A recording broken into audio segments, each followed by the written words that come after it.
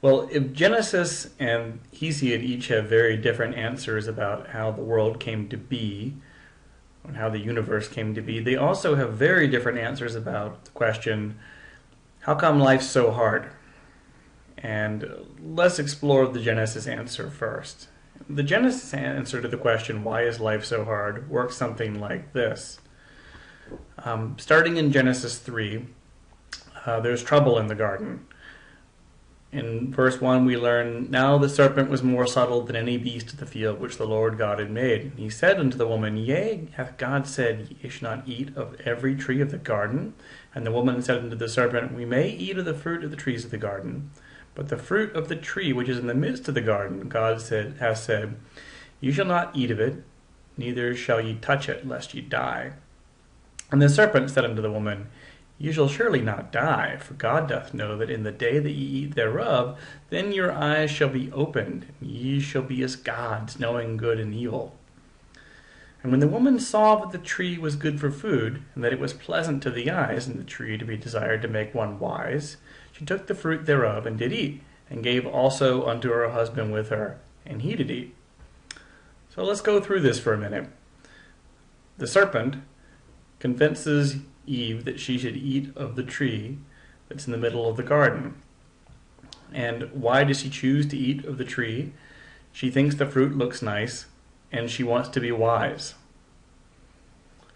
These don't seem like horrible reasons for wanting to eat a good fruit. Oh, by the way, how much of a fight does Adam put up when she asks him to have it too? None at all. He takes the fruit from her right away. Now, there are some immediate consequences for her wanting a better life for herself. She realizes that neither she nor her husband Adam are wearing clothes, and so they have to sew fig leaves up and put them over their privates. This is revealed when God walks into the garden and asks Adam where he is, and of course he's hiding because he doesn't want God to see him naked. And God asks, who told you you were naked? Well, the truth comes out from there. There are some consequences for everyone involved in this story. The consequences for Eve, for her actions, are the following. For Eve, she now has painful childbirth. She still desires her husband, though, and she'll take a subservient role to him in life, even though childbirth causes her pain. For the serpent, he'll be at war with womankind forever, and he'll crawl on his belly forever. Apparently he walked around before this. Who knows? For the man, life will become hard because things won't grow for him from then on. After he and his wife Eve are expelled from the garden, man has to plow the field forever in order to get the food he wants. And that's how life came to be the way it is. It's hard because of choices that humans made early on in our history, according to Genesis. An interesting thing about this story is it seems like the serpent wasn't lying after all when he told Eve that she would become like God when she ate of the fruit. In verse 22 of Genesis 3, we read the following, and the Lord God said, behold, the man is become as one of us, to know good and evil. And now, lest he put forth his hand, and take also of the tree of life, and eat and live forever. So it seems as though God had to keep man in his place in Genesis, and make sure that he didn't rise up to his level. And another reason why he expelled him from the garden, and gave him rather harsh consequences for his actions. Hesiod's explanation of how woman became to be involved with trouble coming into the world couldn't be more different. His goes like this.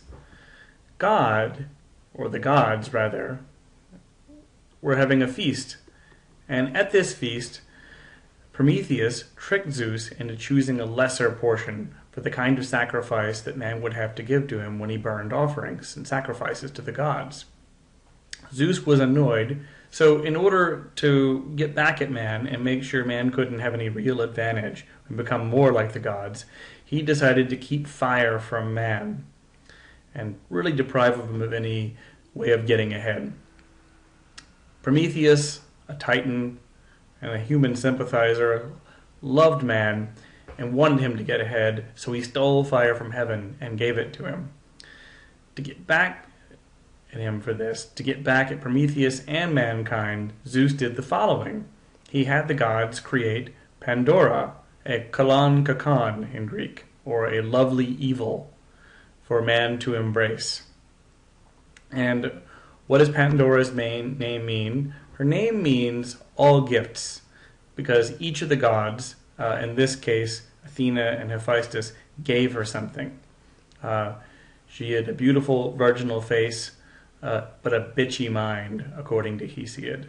And she was sent down to man to give him trouble all of his days. And we read in most of the stories you probably grew up on that Pandora's curiosity got the best of her, and she was sent with a box, and she opened it up, pulling all evils into the world. However, the Greek couldn't be more specific. She was actually sent with a pithos, which is a kind of jar. And here we have a bit of symbolism in that the shape of the pithos is inherently feminine, and yet it contains all of the evils that would haunt mankind, according to Hesiod. And the only thing that was held back in the pithos when she opened it was hope, of course. Hesiod provides other explanations as for how things got to be so tough, too. He gives his famous 5 ages of man explanation. And this works a bit like this.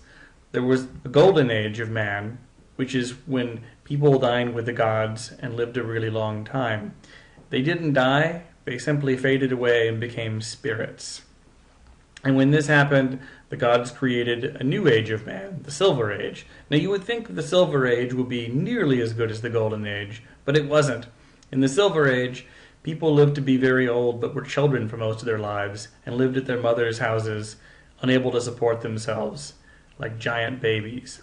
In the Third Age, the Bronze Age, not to be confused with the Bronze Age we're going to learn about later, people were very warlike and killed each other and had spears for arms and hooks for hands and were incapable of getting along.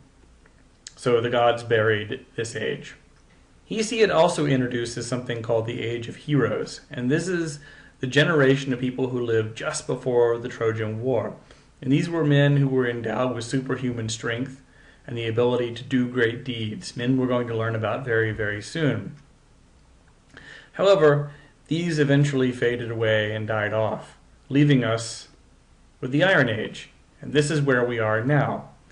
And in the Iron Age, brother won't get along with brother, children will disrespect their parents, and everything basically has gone to pot. So whenever your parents talk about how tough things are now, take that with a grain of salt. Hesiod was saying how bad things are and how things have really gone downhill 2,700 years ago. So people have been feeling this way for a long time, and have had lots of different explanations for it. This brings us to a story I wanted to have you read out of Hyginus that explains the proper relationship of gods to man. And it's important that we go through a couple of terms with this story and a few names. The story involves Latona, or Leto, the goddess who is the mother of Apollo and Artemis. She is insulted by Niobe in the Niobe story, and told that she's not as good as Niobe because Niobe has more children and is a queen, whereas Leto or Latona is forced to wander around with her bastard children, not really being a queen the same way Niobe is. If you go to Greece and you were to go to Delphi, which is the site of the temple of Apollo in the ancient world, or the major temple to Apollo, you would find the following inscriptions over the doors: Med Nagan, which means nothing in excess, and Gnothisalton, know yourself. And I want you to ponder what these terms might mean. Does Med Nagan, or nothing in excess, mean don't have too many things? Does know yourself mean get to know your inner child? No, it seems doubtful. In fact, I don't think a single Greek would think of it in these terms. Med Nagan means don't get too full of yourself. And know yourself means something more like know your place. And these were written in front of Apollo's temple at Delphi so that worshippers who came there would humble themselves before the god and know what would happen if they would act in an improper fashion. Well, Niobe learned of this when she bragged about her children, and Leto asked her children to get back at Niobe's children for this. So Apollo and Artemis take out their bows and murder Niobe's children. In Hyginus' version, all but one.